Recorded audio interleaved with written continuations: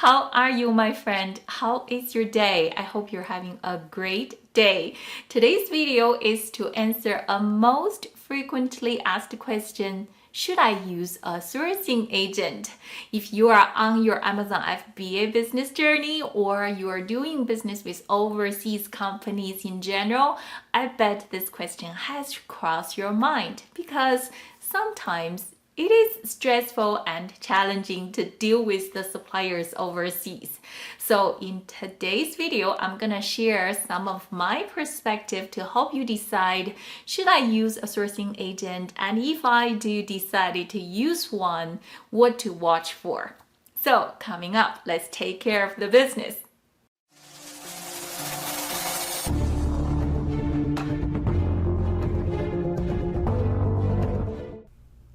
Okay, in order to figure out whether or not we should use a sourcing agent to help with our business, we first have to figure out exactly what business and personal situation we are in. Let's say we have three achievers. The achiever number one.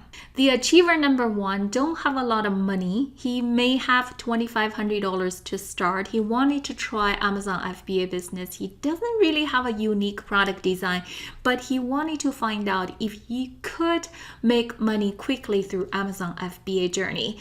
The achiever number two, this guy has some money. Not only he has some money, he's willing to invest $10,000 because he has a very innovative design. It's so unique. He has his dream bet on it.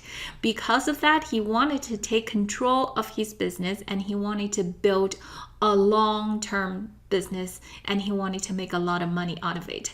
And then this achiever number three, he has a lot of money. You will see a lot of people who has a lot of money. They wanted to try Amazon FBA business.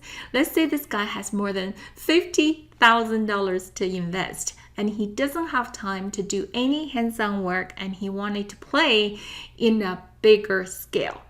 Now think for a moment, which one of the situation is similar to your situation? Are you at the very early stage of exploring business ventures? You don't have a lot of money to start, but you wanted to find out if Amazon FBA is a good path for you, or you have a solid design. You have savings to invest. You wanted to build a long-term business. Or you are well set up. You have a lot of money to invest. The Amazon FBA is just one of the diversification for your investment. Think about what situation you are in, because the situation you are in is going to determine whether or not using a sourcing agent is a good idea for your business. Another factor we need to be clear in order to figure out whether or not we should use a sourcing agent to help with our business is to be super clear with the two types of sourcing agent relationship. The first option for you to have that relationship with the sourcing agent is to pay upfront. Whether you pay them hourly or monthly, you pay them the money upfront. Then they will find the factory either number one or number two for you. In this relationship, you only have a transactional relationship. The other option is you don't pay this agent upfront, but you pay them later in a percentage way, whether it's in commission or as a built-in percentage in your product. In this relationship, this is no longer transactional. You have a direct relationship with the agent and the agent is performing just like a supplier. So in option number one, you do all the relationship with the factory because you pay this sourcing agent upfront with the dollar amount. So you do all the relationship with the factory, either it's factory number one or number two, it doesn't matter. But for the option number two, you do not owe the relationship with the factory. Your relationship is with the agent. The agent is just like your supplier, who they use, whether it's factory number 1 or number 2 or number 3, or they switch the factory later on. It's none of your business because you are paying them a percentage. You are issuing the purchase order to the sourcing agent company. Now we're clear with the two type of sourcing agent relationship and know clearly whether we have the relationship with the factory. Now we can decide whether or not we use a sourcing agent and what type of relationship we wanted to establish with the sourcing agent should we choose to move forward. For the achiever number 1, you have a little bit money to start. You don't really have a unique product design idea, but you wanted to find out if Amazon FBA is a way for you to make some quick money. If you are in this kind of situation, I would say why not use a sourcing agent? In what way you should pay them? Upfront with some hourly work? I would say actually option number 2, pay them a percentage. Let them take the cut out of your product price to help you get on and figure out this business quickly. If you are the achiever number 2, not only you have some savings saved up to invest into this business, you also have a very great design that you are betting your dreams on it. On top of it, you also wanted to take control of your business so you can build a long-term business. If you are in this situation, I wouldn't think you wanted to use an agent. It really doesn't matter how you wanted to pay for the agent. You wanted to own a direct relationship between you and the factory. You wanted to take the design from concept to product and launch this product. In between the concept to product, there are going to be design change, sample change, maybe some tooling invest. You wanted to know who is the factory, how trustworthy this factory is, so you can really build this product for a long-term business success. So when you were tempted to use a sourcing agent to help you solve the temporary problems, I would suggest you keep the bigger picture in mind and say no, thank you for now, not to use a sourcing agent. So what about the achiever number 3? What if this person has a lot of money, wanting to play big in scale in Amazon FBA business to diverse his money, and he doesn't have time to do any of these sourcing work? What should he do? I would suggest this wealthy person hire a sourcing agent, but I would suggest him hire a sourcing agent on hourly basis to pay this agent upfront to do a lot of research work, or hire 2 sourcing agents to compare their work. The reason I recommend to pay the sourcing agent on hourly basis instead of a percentage base is because he's playing in scale. When there's a lot of money invested, 1 percentage point could make a lot of impact to the dollar amount.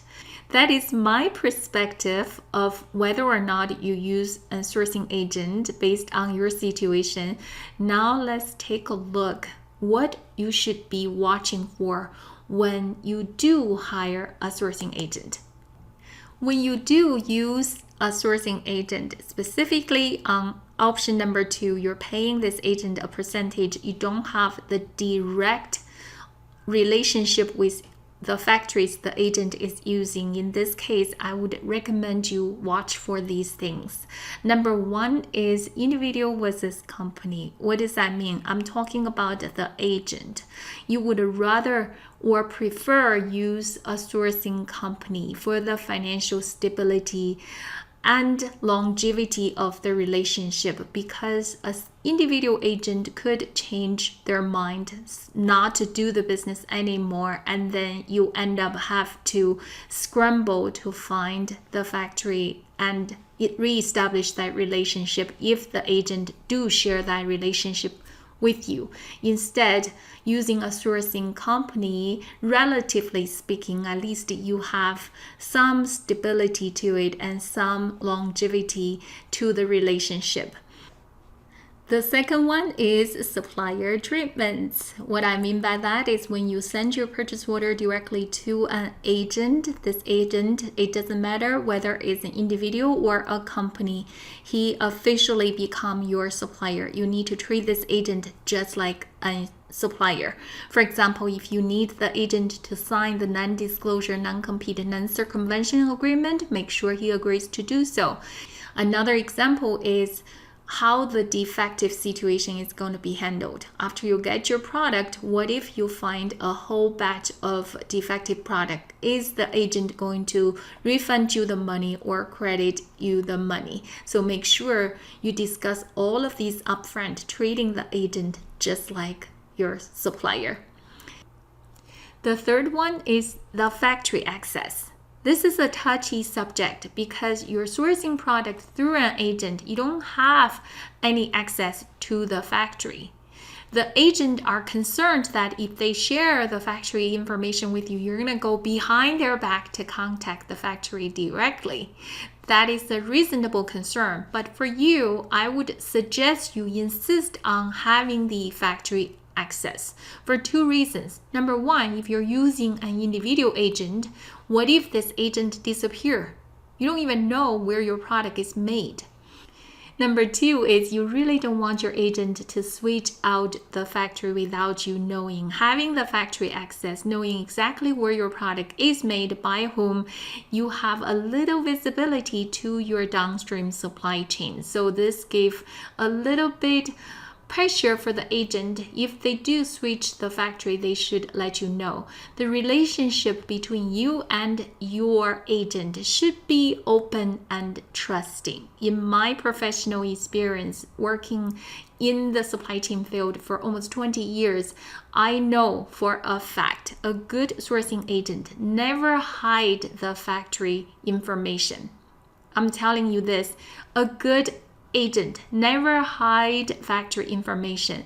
They are more than willing to give you the factory access. If you do visit the factory, they will take you to the factory. They will introduce you to the factory owner. So that is an open and trusting relationship. So for you, I would suggest you discuss this upfront with the agent to have factory access. Now come back to our initial question. Should I use a sourcing agent? Yes, you can hire a sourcing agent by paying them a percentage of commission. You can pay them on hourly basis, or you can do it without a sourcing agent. If you wanted to take 100% control of your business, wanted to learn the ins and outs of your business, that's fine too. If you wanted to do this, but you're concerned that you don't have the sourcing skills to run your business, I suggest you take my Sourcing Warriors training course. For the investment you are making to the course, it's going to help you so much along the way. Once again, I wanted to remind you, keep the bigger picture in mind. The course price right now is less than $500. In the big scheme of things, I'm 100% sure that you're going to get your money back, especially you're aiming to build a long-term business. Okay, my friend, I hope this video has brought some clarity in helping you decide whether or not to use a sourcing agent to help your business. Before we say goodbye, let me just say one more thing. If you have a desire to be successful and wealthy, you are on your way already. Why I can say that? Last night, I was listening again that audiobook, Think and Grow Rich by the famous Napoleon Hill. The first chapter once again reminds us it is about that burning desire. Every successful and wealthy person starts with that desire. So, if you have that desire to be successful and wealthy, don't never dim the light of that desire. Make it bigger, make it brighter. Let it guide you through challenges. Let it guide you to success. Until next video, my friend, I'll see you soon.